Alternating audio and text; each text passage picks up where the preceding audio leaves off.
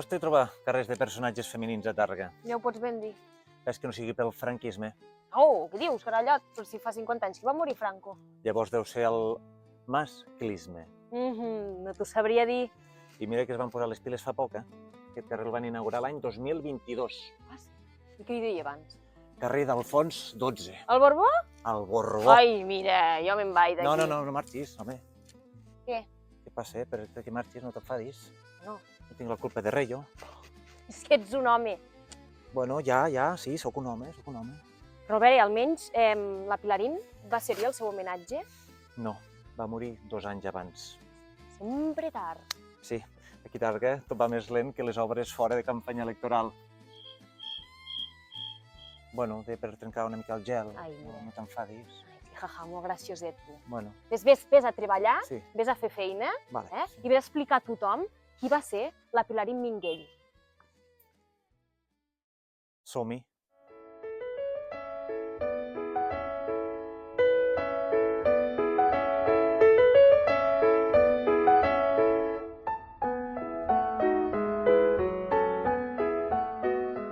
Avui ens trobem a un barri que és conegut com la Barcelona en miniatura, el barri de Fàtima, també conegut, si tens algun amic per aquí, com el barri de Hòstia puta, quina mandra, millor que quedem a casa meva. Som a l'Eixample Targarí, a l'endreçat barri de Fàtima. Carrers fets amb escaire i cartabó, línies rectes, amb un epicentre igual que a Barcelona, la plaça Espanya. Potser té sentit que abans aquest carrer fos el carrer d'Alfons 12? No? Tindria sentit. El que sí que no té sentit és posar en aquest barri el carrer d'Àngel Guimerà quan l'escola està a l'altra punta de Tàrrega. Que això no té cap mena de sentit, hòstia! Perdoneu. El carrer de Pilarín Minguell i Pont és un carrer que físicament, diguem-ne, no passarà a la història. 200 metres on aparentment no hi ha gaire cosa interessant. Bueno, aparentment i sense aparentment, perquè realment no hi ha res, cap història a explicar. L'únic interessant que hi ha és que hi ha una rambla allà al mig, la travessa. Bueno, igual que a Barcelona. A la Pilarín Minguell jo la recordo d'haver-la vist aquí a Tàrrega. Era una dona gran, però desprenia el que avui en dia es coneix com a aura, elegància, tenia un saber fort. No sé si ho he dit bé, però ja ens entenem. Però avui en dia la gent sap qui va ser la Pilarín Minguell? Saps qui va ser Pilarín Minguell? No, No sóc d'aquí. No ets d'aquí. mira, Saps qui va ser Pilarín Minguell? No. Sap qui va ser Pilarín Minguell? No.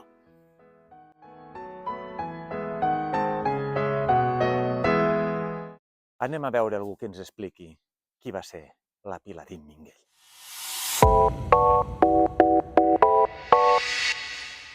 Som-hi?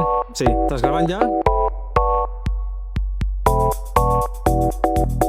Aquí estem amb la Gemma Peris perquè ens expliqui qui va ser la Pilarín Minguell i Pont. Hem vist que hi ha moltes persones per Tàrrega que no la coneixen i ella, que va ser periodista i durant molts anys va ser directora de Ràdio Tàrrega.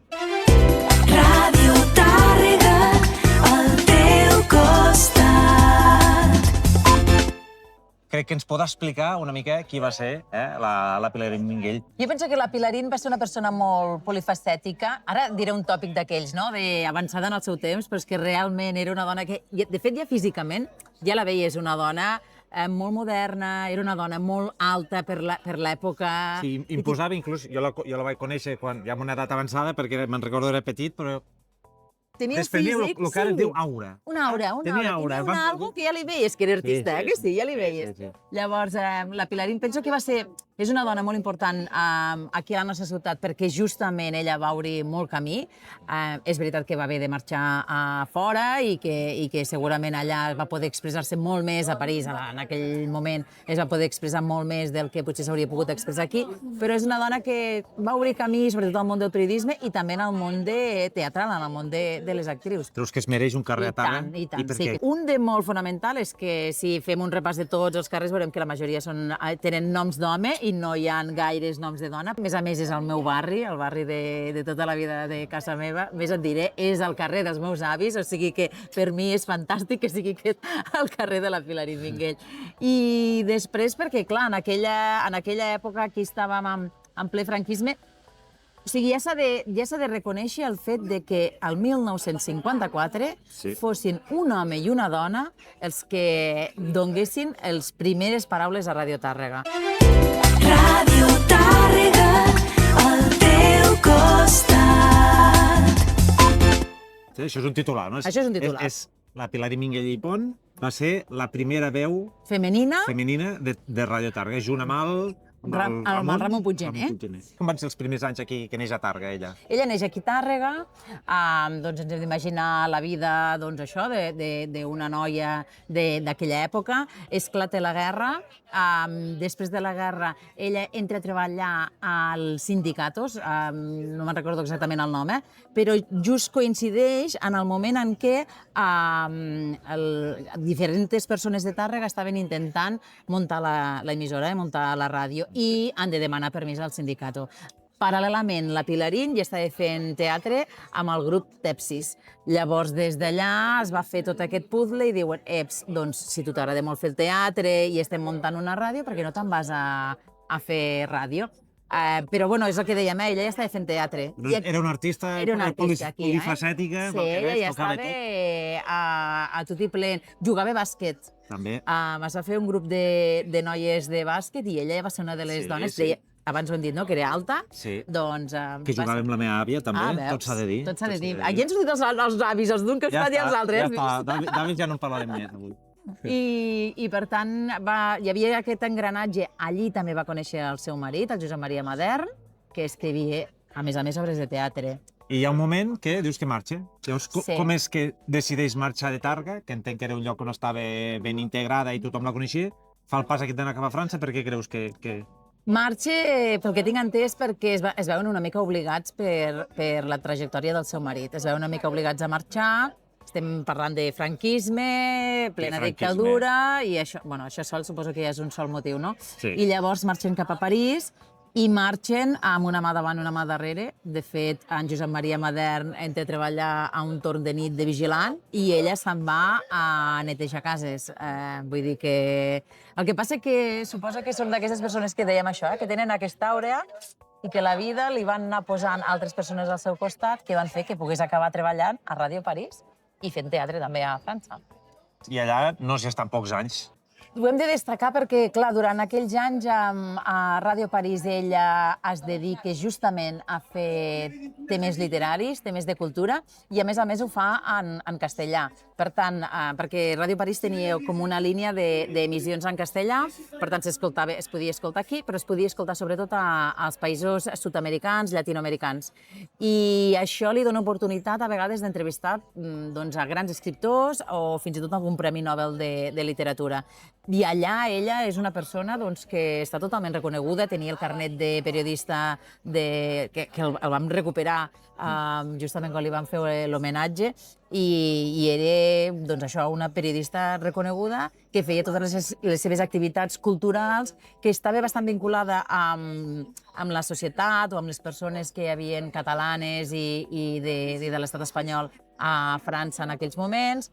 I, per tant, sí, ella tenia una vida molt rica, penso, a París. Amb el seu home, el Josep Maria Madern, que ha passats uns anys, no sé si també coincidint, però veient la data podria coincidir amb el final del franquisme, i decideixen tornar, entenc. Tornen cap aquí, perquè suposo que també devien estar una mica enyorats. I llavors, el Josep Maria Madern era de Cervera, ella era d'aquí, tornen, s'estableixen una temporada a Barcelona, tothom ha acabat. I ella estableix la seva vida aquí. És veritat que el Josep Maria Madern mor abans que ella, i llavors ella, fa la seva vida aquí a Tàrrega, viu una temporada al Talladell també, però després fa la vida aquí a Tàrrega, vivia aquí als pisos d'aquí davant de l'Ateneu, d'aquí on estem ara. Aquí, es veuen allà. Ja sabeu quin edifici. Ja us el posarem sobreimprès aquí, ja sabeu quin és. I després passàvem moltes hores aquí, on estem assentats nosaltres, a la taula de darrere, més o menys, aquí on som, Va tornar, era una xica Ateneu, no? Es podria dir, una dona Ateneu, absolutament. Absolutament. Ella suposo que els últims anys de la seva vida, que són molts, des del 75 fins que torna, perquè mor l'any 2022.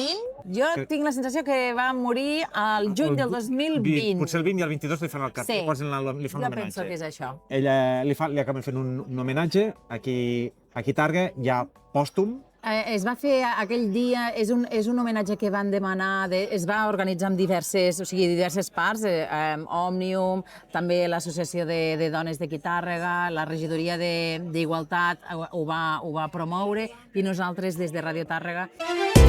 Ràdio Tàrrega, al teu costat. També vam participar activament en aquest homenatge, de fet és un acte que vam fer aquí i que va presentar la Vanessa Leiva, i vam estar buscant imatges, vam estar buscant també la seva veu perquè es pogués sentir la seva veu. Bueno, va vindre familiars seus, vull dir que va ser un homenatge maco. I just abans, una estona abans, s'havia fet el canvi de plaques al que fins llavors havia sigut el carrer Alfons XII i que ara ja és el carrer Pilarín. Hem fet un repàs ràpid per la vida de Pilarín Minguell. Ha quedat clar que és un personatge targarí que mereix la pena homenatjar. Moltes gràcies, Gemma. Ens veiem al proper episodi. Moltes gràcies a vosaltres per la iniciativa. Adéu! Estimats oients, gràcies per arribar fins al final de l'episodi. Soc el gran mestre del coneixement targarí. Què us ha semblat, l'episodi d'avui? Ja tocava, una dona. Mireu, per acabar us explicaré un petit acudit. Sabeu per què aquesta famosa artista targarina sabia dibuixar, però només la meitat? Perquè Pilarín sí, però Vallès no! Pilarín Vallès, la de les travessades! Ai, perdoneu. Bueno, a reveure i recordeu, la pròxima vegada que sortiu pels carrers, mireu on poseu el peu.